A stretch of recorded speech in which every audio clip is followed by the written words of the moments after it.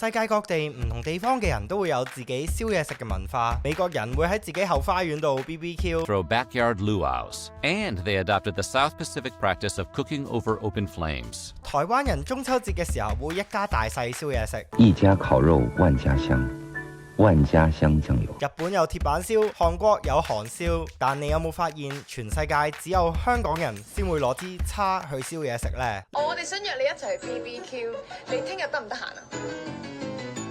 呢一個咁冇效率又咁難燒熟啲肉嘅方式，點解會成為咗香港人主流燒嘢食嘅方法呢？要解答呢個問題，我哋首先要翻返去1960年代嘅香港。工廠每萬歲，嘿！工廠每萬歲，工廠。全盛時期，香港製造業就佔咗國民生產總值嘅3。香港正由一個轉口港變成一個輕工業嘅重地，越嚟越多人喺工廠度返工，亦都越嚟越多人喺工廠度揾到錢。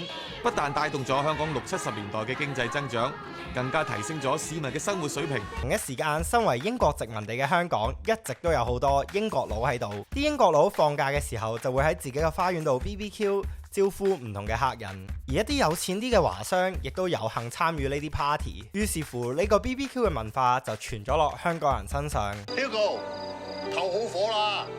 落嚟燒嘢食啦！大量嘅工廠工人有樣學樣，放假嘅時候就帶埋一家大細去郊外度燒嘢食。但自己屋企冇後花園，咁去邊度燒嘢食好呢？香港嘅市區同郊區話近唔算近，但話遠又未去到好遠喎。於是乎喺交通冇咁方便嘅年代之下，啲人就會帶住啲最簡單嘅工具同埋嘢食去郊外度燒嘢食，攞啲鐵線扭啲叉，吉住啲肉，咁就開始燒啦。All they need is a half hundredweight of charcoal, a couple of dozen steaks, the midnight air, and of course that lobster. 一個咁原始嘅原因，又係咪令到香港人用叉去燒嘢食呢？其實香港人用叉去燒嘢食係同個爐有關。為咗解答呢個問題呢，我依家就嚟到城門水塘郊野公園度揾下究竟點解香港人燒嘢食嘅時候一定要用燒烤叉。其實早喺1965年，漁農署已經建議要保護郊區、搞生態保育，但係呢啲建議要去到1967年之後先正式落實。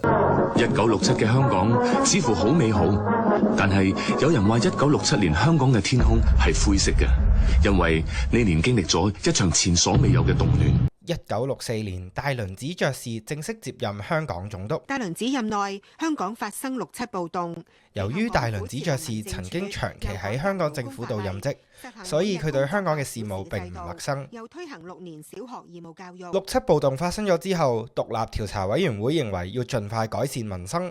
報告書入面建議要盡快建立公民意識，令到香港嘅年青人有歸屬感，所以就建議咗加強呢個康樂活動同埋康體設施。去到1971年嘅時候，大輪子爵士康樂基金正式成立咗之後，郊野公園同埋康樂活動兩樣嘢就結合埋一齊發展。新建設、新政策、新規劃，好似將香港重新建造一樣。1976年郊野公園條例正式生效。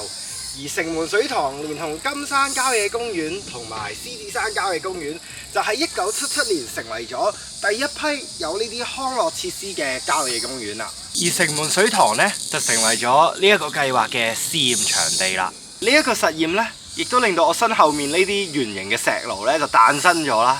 中間會有個石爐啦，側邊會有啲石凳啦。咁然後呢，大家呢就會圍住喺呢度坐埋一齊。咁一係呢，就揾一個人啦。就嚟呢度幫大家燒，之後佢哋坐喺嗰度食。一係就大家一人一個位，之後呢就拎支嘢喺出面轉咁樣咯。但係咪淨係因為呢啲爐，所以令到香港人會用燒烤叉去燒嘢食呢？我訪問咗中文系講師蕭欣浩博士。好，大家好，我係嚟自香港浸會大學中文系嘅蕭欣浩博士，主要係研究飲食文化嘅。即係譬如你嘅燒嘢食，佢有個網啊嘛，你會唔會懟啲肉落去燒啊？梗係唔會啦，個網鬼污糟，同埋嗰個網整出嚟都唔係過你擺嘢食嘅，係過你擺炭啫嘛。其實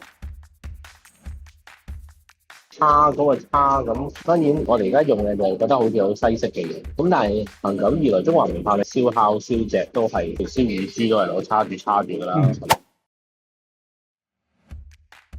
問你一年燒幾多次嘢食咧？你屋企又唔係實燒，即係揾個真係類似好似廚師嘅角色去到煮晒所有嘢。有時有嗰個人又未真係好想 serve 大家，咁所以香港呢個自負盈虧啦。你燒燶嗰條腸都唔知剩翻咩？雞翼咯，好難叉。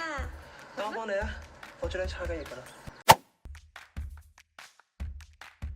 開會會都存在嘅，不過冇以前咁盛咯，因為覺得娛樂多咗，即係我哋以前80後卡拉 OK 都冇，咁再後來有去旅行啦，自己買嘅燒烤就再少啲啦，因為大家都好怕。好，咁感謝你先啦。唔錯，唔多謝，唔多謝。其實港式 BBQ 唔止係燒嘢食，更加係一班人聯誼嘅好機會。由70年代工廠工人嘅聯誼，去到我哋中小學嘅時候嘅秋季大旅行 ，BBQ 一直係盛載住我哋文化嘅其中一個集體回憶。你有幾耐冇試過真係拎起支燒烤叉，圍住一個爐同一班人一齊燒嘢食呢？中意呢個 channel 嘅朋友記得 like、subscribe 同埋 share，留言話俾我知你想知嘅點解香港問題啦〜